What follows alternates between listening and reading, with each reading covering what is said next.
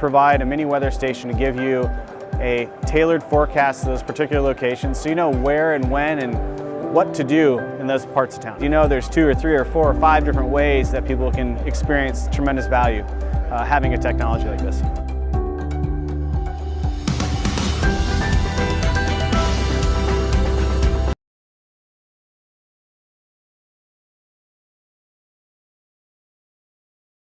Welcome to the Entrepreneurial Journey with your host, Dave Westcott.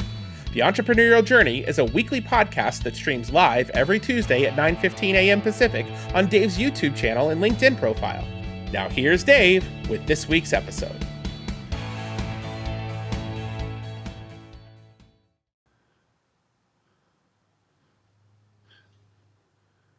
Good morning and welcome to the Entrepreneurial Journey.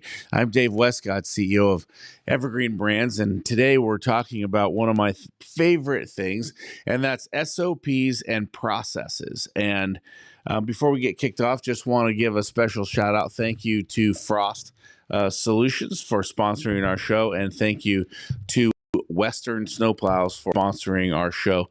They make it all possible. We are powered by Western, and we love that Western equipment on our on our snow and ice equipment. So today we're talking about SOPs. We're talking about processes, and I think these are some of the most important things that you learn and grow and develop in business. Without SOPs, standard operating procedures, without processes, it's impossible to run your business.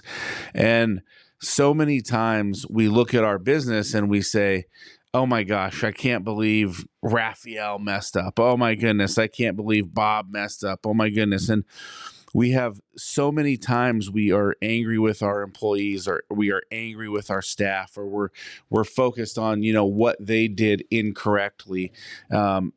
And, to be honest, employees, if not managed correctly, if not trained correctly, without the right processes, can do significant damage to your business. They can cost you clients. They can cost you suppliers. They can cause massive problems in your business if not done right. And so I believe that SOPs and processes are the key to driving business success. It should be processes over people, right? And what that really means is we have our processes in place. They are dialed in. And then our people come along and they follow those processes. And when they follow those processes, they have the roadmap to what it really means to be successful, and what it really means, to drive your business the way that you want to have it driven. It doesn't mean that you don't make changes to your standard operating procedures, your SOPs. It doesn't mean that you don't change these things.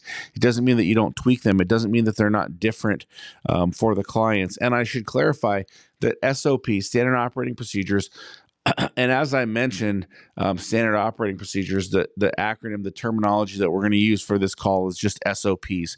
So SOPs is where we're going to function, but they're separate than checklists, right? Because a checklist is a quick, 5 to 9 item, checklist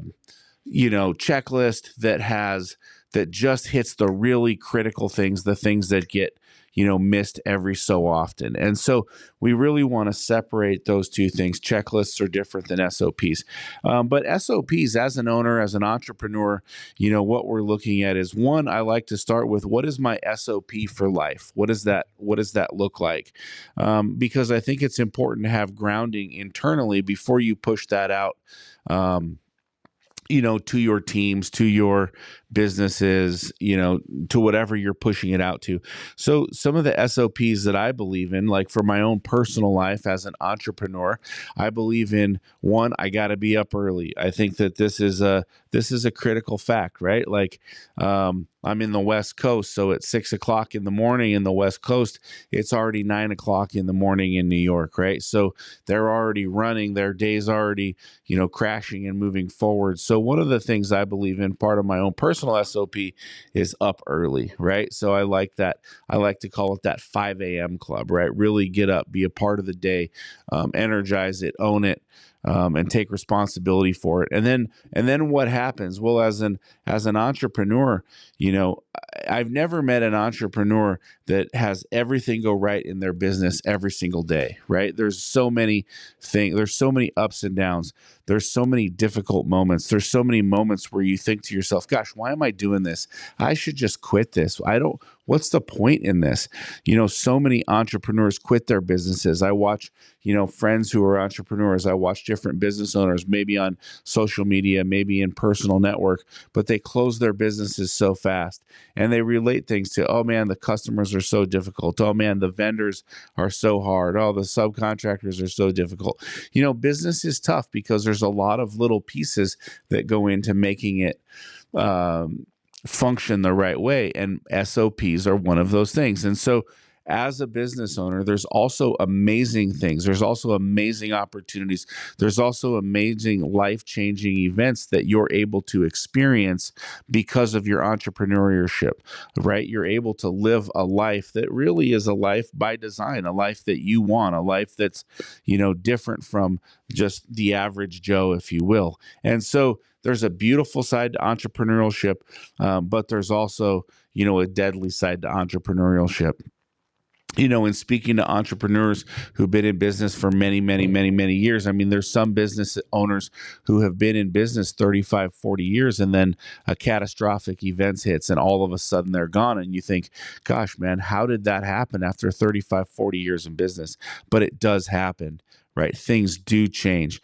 And if we look at the example of many big box locations or many retail locations, like, Border Books is a great example, gone, Cachet, the women's clothing store, gone, Radio Shack, gone, right? Blockbuster Video, gone, Circuit City, gone. Like, you can name many of these businesses and you can look at where they're at today, gone, or whether they were at 15, 20 years ago, and the level of success that they had at that particular time, what changed, what went sideways. So as an entrepreneur, as a leader, the SOPs that you build for yourself are critical in how you manage and run your business. And so I'm a huge believer in that. And it's also a huge believer in how you run your life. And so, for me, it's up early. I want to be up early. I want to be focused. That's part of my SOP. Number 2 on my SOP is I got to meditate, right? So I want to meditate 15, 20 minutes every single day. And this doesn't have to be focusing on anything in particular. Sometimes I'll think about things from the past, sometimes from the things I want to do in the future to, what's going on right now. Sometimes I'm thinking about my kids, sports, my business. It doesn't matter, but I'm just allowing my mind to work. So just sit back, close your eyes, and allow your mind to work through problems. And what I've found is that when I meditate, if I have a problem, if I don't have the solution to it, if I don't have the answer to it, I don't try to come up with the answer right away. I just let my mind meditate on it. Just let it rest on the problem and let your subconscious mind start to work out the problem. And guess what? Your mind is so powerful, it's going to work out that problem. It's going to work out that subconscious. In the subconscious, it's going to work out that issue. So meditation, that's there. And then I've got to be really focused on exercise, right? I've got to get a good, solid amount of exercise that gets my blood going. Not just a simple walk around the block, but I really got to put some intensity into it. I want to get my mind, really working good. So like if you've ever got off the treadmill or you've got done lifting weights and you kind of feel that euphoric feeling, from working out, like that's really what I want to drive to. That's my goal on a daily basis, because what happens is it releases endorphins. It gets my mind going the right way. It gets my body going the right way. And I'm starting to get prepared for the day. And in that same vein, I want to spend 15 minutes in my Bible. I'm a Christian guy. I'm a prayer guy. So I want to spend that time there because I want to get my mind right on the things of God for me. And that's really where I want to focus. And then I want to spend another 15 minutes in a self-help book or a leadership book or something that's going to help me level up. Right now, I'm reading Checklist Manifesto. I'm reading another book called 2-Day CEO. So I'm reading multiple books. And at those times, I'm putting good information into my mind. I'm preparing myself, for the day without the distractions. And so once I've accomplished those things, then I'm into a time of prayer and just really thinking about what it is, being thankful for my day, giving my troubles and my worries to God. That really helps me. And then I connect with my kids. I do a second set of devotion, with my kids. We go over what are we grateful for. We do some prayer time there again, and then some reading time again there, whether it's self-help, development book or biblical reading there. So that's really the morning routine. That's the morning SOP. But that's really important for how the day is started and how the day gets functioned. It feels like I've worked half a day before my day even begins. But setting that tone for my day enables me to handle the problems, handle the challenges, handle the chaos that might be coming in any particular given direction during that day. And so being grateful is one of the things like we work on with my kids in my own life, is just being grateful. So like, oh man, what happened? Oh, we had a truck breakdown. Okay, God, I'm grateful for that happening. Oh man, we had a legal issue. Okay, God, I'm grateful for that coming up. Oh man, we lost a contract, or we had an upset customer, or whatever. Okay, I'm grateful for that. Just being grateful in all situations. And what I found with that is it just relieves the burden, right? So if any of you in the audience have had a similar experience, throw it in the chat, throw it in the connection box, and let's connect on that. But that's the SOP for the day. And then I get into my business and I've got to talk about what does my SOP for the rest of my day look like?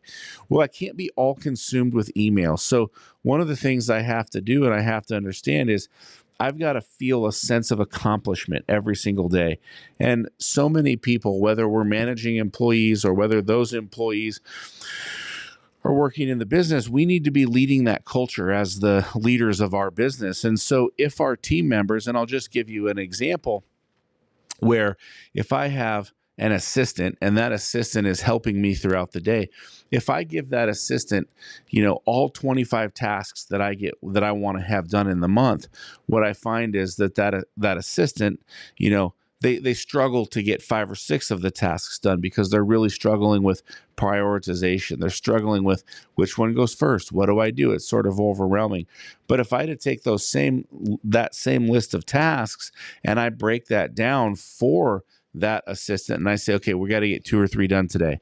We got to get 2 or 3 done today. Then that assistant becomes very powerful. That assistant has the ability to get all of those tasks done and be very successful. So it's the same in our life with business, right? Like if I go to work and I'm, and I've got my 100 tasks in front of me, because I probably have 100 different tasks I've got to accomplish throughout different business operations, different properties, different things I've got going on, it can be very overwhelming. But if I set aside 3 or 4 tasks that I need to get done every single day, guess what?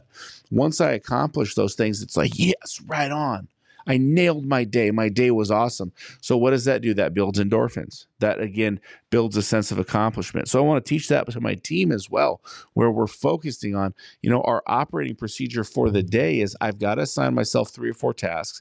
They've got to be tasks that move my business forward, and I've got to accomplish those tasks. I'm not going to put 20 tasks on the plate. I'm not going to put 50 tasks on the plate, because at the end of the day, that's not going to do anything for me. All that's going to do is retract from my success. All I'm going to do is leave work feeling burdened and stressed, and I'm not going to be in a good place mentally. So if you can see, a lot of the work I'm doing, a lot of what I'm focusing on is my own mental, my own mental management. And that's really important as part of our processes. And so now we start to look at, what do we need to do in our business? What are the processes that drive our business? And so this is where many business owners, I believe, go wrong, right? So if you're a believer of any processes, or if you have any processes that you'd like to talk about, throw in the chat, and I'll rifle it off real fast how we like to do it here. But what I like to do is I like to build my SOPs, my standard operating procedures, around key functionalities that I have to do in my business every single day. So I'm going to start with 3 specific areas, and I'm going to start with finance, I'm going to start with operations, and I'm going to start with sales.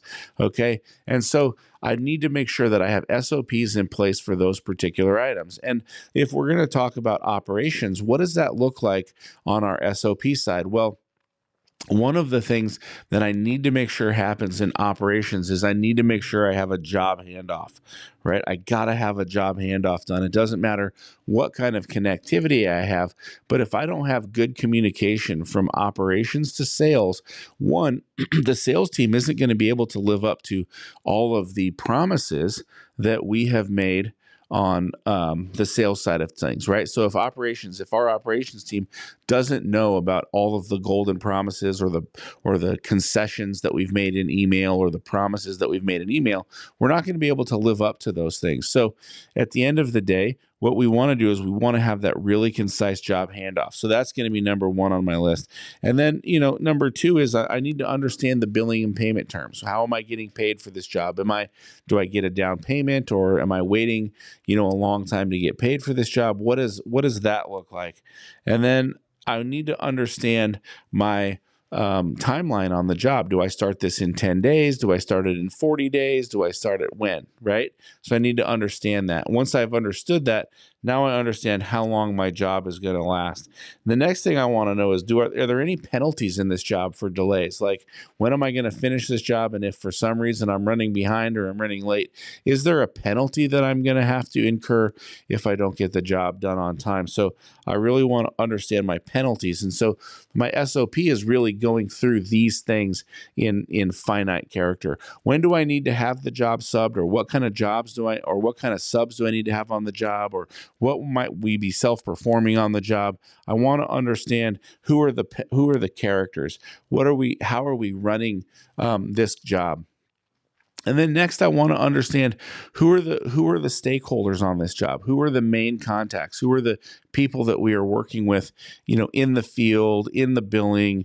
Who are the direct supervisors? I want to go over these things, and this is called the job handoff process, right? Because we're understanding how we're handing off the job. How is sales handing the job over to operations from the client? Well, we have a kickoff email, right? And it says, "Hey, Mr. Smith, thank you so much. These are the people who are running your project. These are their levels of expertise. These are when you can expect responses, communications. This is the escalation if there's any kind of issue on the job." So what we're really doing is setting the stage for the salesperson to exit stage left so that they can go back to their job, which is selling. And then what we're doing is we're diving right into, how is operations going to kick off and take this job? And so that SOP gets written out.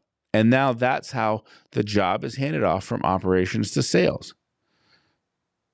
And that is what enables our team to be successful. So because we know that that's one of the sticking points in the business, and that's how you decide where your SOPs are going to be. Like, you want to break it down: finance, operations, sales, and then within those organizations within your business, within those departments in your business, what are the sticking points? Well, in every company that we've ever consulted with, in every company we've ever ran, in every company we've always worked with, there's always been that issue between operations and sales. So, that is obviously a place for us where we really want to dive in. We really want to be focused on how are we making that change. Okay, sales. Sales is really important. So when I look at sales, I want to talk about closing the deal. So how do I close the deal? What's the standard operating procedure for closing the deal? So there's some certain things that we want to make sure that we go over on the sales side. And one of them is a face-to-face meeting. Right? So that's the first part of our SOP, is the face-to-face meeting. We want to have a face-to-face meeting with our clientele. We don't want to do it over Zoom. We don't want to just get an email and submit a bid. We want to create that face-to-face connection with our customer. Okay, so what's next? Then we want to understand the scope of work, the SOW. We want to understand that inside and out. So that way we're an expert when we're on site. Like, at the end of the day, if you don't know what the client is asking for, if you don't understand the terms of the conversation and you're in conversation with them, there can be a huge problem. Or there's nothing worse than when you go out to, the job and you meet with the client and, there's an SOP packet, scope of work packet, that tells you what's going to happen on the project or the job. And now you go out and you look at that and it's like you didn't bring that with you. And that's one that's unprofessional, right? Like, hey, the client expects you to be able to take notes. They expect you to be able to look at things. They expect you to understand what you're bidding on. So we want to understand that scope of work clearly and concisely. If there's any maps or logistical issues, we want to understand those before we're going into the meeting. We want to be able to ask intelligent questions of the job, right? And maybe some of those questions, like if it's a reoccurring service, like maybe it's landscaping or parking lot sweeping or snow removal or something like that. Why are you going out to bid? Because this is a great question that we want to ask. So we want to ask the reason why. The reason that we want to understand this fundamentally is because if they're just going out to bid because they have to, then, what's the point? So why are you going out to bid? Okay, well, the contract has expired and our city guidelines say that we have to go out to bid. So I was doing a bid for the King County libraries for janitorial services. And, I asked the question, hey, why are you going out to bid? And they said, well, we're going out to bid because we have to. It's part of our agreement that, the contract's for X period of time. There's X amount of extensions. Once those are up and expired and done, we go out to bid. Okay, great. Are you happy with the provider? They said, yeah, we absolutely love the current provider. We don't want to change them. They're absolutely amazing. They've done a phenomenal job. Right there, that this RFP process is more of a formality. So to test this theory, we knew that the contract was around $3.6 million in revenue. We came in at $3.1 million in revenue for the yearly contract. We came in $500,000 less, and we didn't win the work. Now we went back and we looked at what King County Libraries had, said, and how they graded the different proposals, and you could just tell it was nonsense, right? Like, hey, we wrote a 58-page technical proposal. It was incredible for the work that we were going to do, and they score you like 19 out of 100 points. Now, they're doing that because they don't want to work with you. They like the incumbent. Like, they're kind of fixing the bid in a way, right? And that's okay because that's kind of how it works. They probably wouldn't like that accusation, but at the end of the day, that's my perception on how they went to business. And that's okay because we flushed that out in the interview process. And so that's why we asked that question. If we know, oh my gosh, the provider is terrible, they've done a horrible job, oh my goodness, then we know there's a great chance that we're going to be able to win that. So that's part of our face-to-face. We want to really ask that question. So next, what we want to do is we want to think about setting the rock for the bid. And what I mean by setting the rock for the bid is we want to know where we're at price-wise. So we're going to price out all our work internally. We're going to go over our maps. We're going to go over our Excel sheets. We're going to break all that information down, right? And then what we want to do is we want to set a call with the customer. We want to have a call to go over pricing. If we're bidding multi-sites or if we're bidding a one-off project, we want to understand where the budget is and where they're at. And a lot of times, if you ask a customer for the budget, they won't give it to you. But the truth of the matter is they had a budget meeting and they discussed what the budget was far before you ever came out there. So they do know what the budget is. They're just not giving it to you, right? So what we want to understand is where are we at on this project? What does it look like for us? And so part of that SOP is we pick up the phone or we schedule a call, with the procurement director or with the, person who's in charge of awarding the bid, whatever it might be. And we're going to push for this call. And we're going to talk about, hey, listen, before we submit the bid, we're going to do this complete remodel of this, container store, and our bid is coming in at like $350,000. Is this where you expected that to be? And you are going to get that feedback, right? We want to understand that feedback. Oh no, that's a little high. Oh man, that's like 5 times too high. Oh man, that's like way out of the ballpark. Oh man, you know what? You're a little bit low. You're under. Right. And so, you just kind of get that feedback. You have a nice conversation and then submit your final proposal. And, you can't do that on all jobs. You can't do that on, government jobs, and you can't do that without relationship because you've got sealed bid opportunities. But you want to try to get feedback where you can on your bidding process and on your budgeting and where you're at. So once we get that bid out, Now it comes down to follow-up. So the National Association of Sales says that the average job is closed between the 5th and 12th ask. What we find is that the typical bid is closed right around the 8th time you're asking for it, right? So it takes about 8 times to get there. And so we know that we've got to follow up. So that's part of our process. We're going to follow up on Wednesday mornings at 8:30 and Saturday mornings at 8:30. And so we're going to reach out to our customers, but we're not going to do it in a way that's like aggressive, right? So we want to share some information, with our customer, like that's really, really good. Like if we're in condo management or something like that, we want to share, hey, one of the best tips for, board members is, board members should meet together on a monthly basis. And when they meet together on a monthly basis, they follow this process. This is the agenda, the standard agenda for a board meeting. And so what we're doing is we're just providing them with a little bit of information that ensures that we are the thought leader in their valuation process.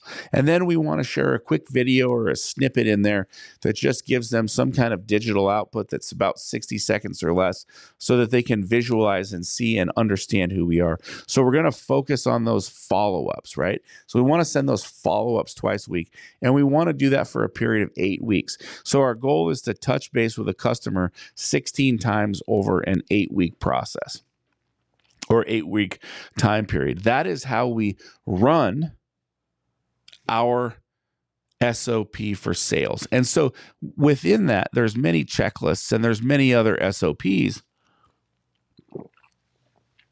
But these SOPs, having these in place, having these lined out for our team, it ensures that things don't get missed down the line. Because what happens if we miss one of these items? What happens if we don't follow up? Well, if 80% of business is closed between the 5th and 12th ask and we don't follow up, what did that reduce our time by? Or what about the delivery time of the bid to the customer? What's frustrating is waiting a week or 2 weeks for a bid, right? You've got things that are going on. You've got deadlines you've got to hit. So what is your goal to get the bid to the customer? That's part of our SOP, right? So we want to make sure that we're hitting that timeline, because we're responsive. What does responsiveness look like to the customer? What is the return time if they have a question or if they want a modification to the bid? What we find is that a construction bid could be modified 10 or 15 times, before it's even approved. There's little changes, there's little addendums, there's little additions, there's things that got missed or forgot, there's questions that come up along the process. So we want to make sure that we're understanding what that delivery time, if one thing gets missed on the process, it can change your entire close rate when it comes to sales. Now, we've got to look at our finances, right? And we've got to understand what our finances look like. And so our SOP for our finances might be like, hey, I need to see a weekly AR report. I need to know where our ARs are on a weekly basis. Okay, understood. I need to see my P&L on a monthly basis. My goal is to reduce costs. So, what are we doing to reduce those spend? Are we reducing it in office supplies? Are we reducing it in technology? How many software platforms do we have? I'm sure that you look at your business now and you're like, oh, we got to log into this thing and we got to log into this thing and we got to log into this thing and we got to use this little plugin. Like there's so many little pieces of technology. It's actually overwhelming, and the costs are through the roof when you start to add them all up. So we want to understand that. We want to look at our balance sheet. What does that look like for us? Now, we're not in the weeds doing that financial business, but as an owner, we want to be able to look at holistically at our business and understand where those are at. Where are our accounts payable? How is that coming along? How are we paying our suppliers and our vendors and paying our bills? Because if we don't pay our bills, we can't grow our business. What authorizations do we have in place? So one of the SOPs that I like to have in place is I like to see every single payment that's going to go out to every single contractor or supplier. And my SOP includes a few things. I want to see, what is my gross profit margin? I want to understand that on said job. So I want to understand exactly where we're at. I want to know what my net on the job is. So I want to see that lined out. I want to see who the client is that we're paying the job on. So I'm understanding who the client is. They're a good payer, they're not payer. I want to understand, have we been paid or have we not been paid? I want to understand, is this an early pay? Because if it's an early pay, the contractor should be paying that, right? Like if we're fronting the money, our company's not a bank. So at the end of the day, they take that as an early pay. So I want to understand, is this an early pay option? How is this check? How is this money being made? Is it made ACH? Is it being made by check? Is it being made by credit card? What is the process here? Has this aged all of the way? Like we want our invoices to age completely. We don't want to pay early. Like we don't want to pay our utilities early. We don't want to pay our contract bills early. We want the money to sit in the bank for as long as humanly possible so that it gains a little bit of interest. And if we gain that little bit of interest, and then it helps our cash flow, it helps our money, and it helps put a little bit more money in. Like,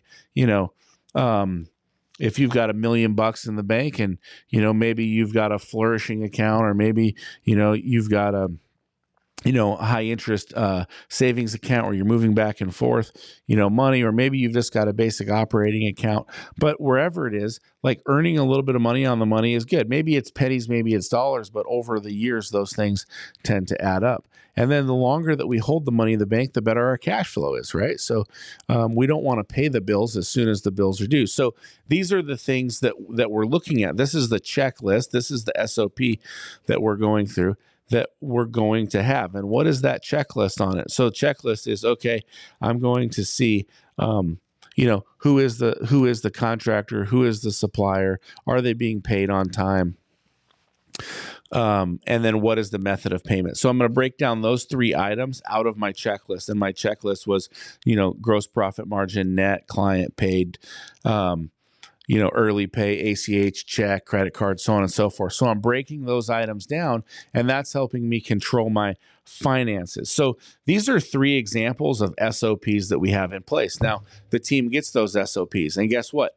If they don't have the net, or they don't have the gross margin, or they don't have the client detail, then we're going to kick that back. We're not going to pay it, right? We're going to kick that back so that they have to do their job the right way. But if we don't have an SOP in place, and if that SOP doesn't break down to a checklist, then how do we know that we're doing things right?